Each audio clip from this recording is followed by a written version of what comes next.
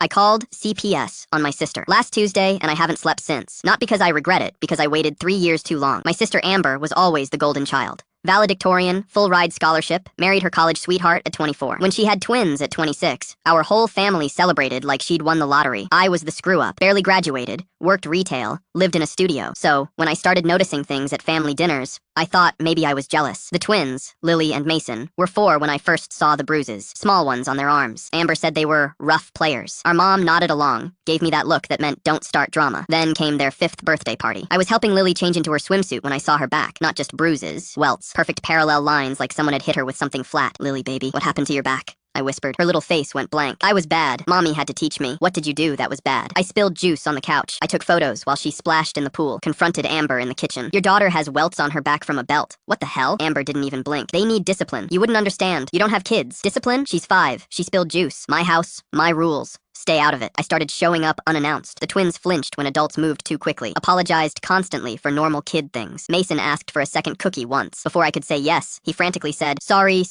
I didn't mean it. Please don't tell mommy. 6-year-olds shouldn't be terrified of their parents knowing they want cookies. I tried talking to our parents. Dad said Amber was strict, but fair. Mom said I was projecting my own issues. When I threatened to call CPS, Mom actually laughed. You think they'll believe you over her? She's a pediatric nurse. You're the one with the history. She was right about the optics. Amber worked in a children's hospital, had glowing references. Meanwhile, I was the black sheep with a GED, so I documented everything. For 9 months, I took photos at every opportunity, recorded the twins saying they were scared to go home, kept a detailed log of every incident. Then came Thanksgiving. Amber's husband Rick was working a double shift. It was just Amber, the twins, our parents, and me. Mason accidentally knocked over a gravy boat. Amber grabbed his arm so hard he yelped, dragged him toward the bathroom. I heard the belt hit before I heard him scream. I kicked the bathroom door open. Amber had Mason bent over the tub, belt raised for another strike. His pants were around his ankles, and there were already 3 fresh welts bleeding across his legs. What the hell are you doing? I screamed. Amber's face was completely calm, teaching him to be careful. Unlike some people, I actually parent my children. I grabbed Mason and Lily, loaded them into my car, and drove straight to the emergency room. Called the police from the parking lot. The ER doctor took one look at Mason's legs and called hospital security. CPS showed up within an hour. So did Amber, playing the concerned mother whose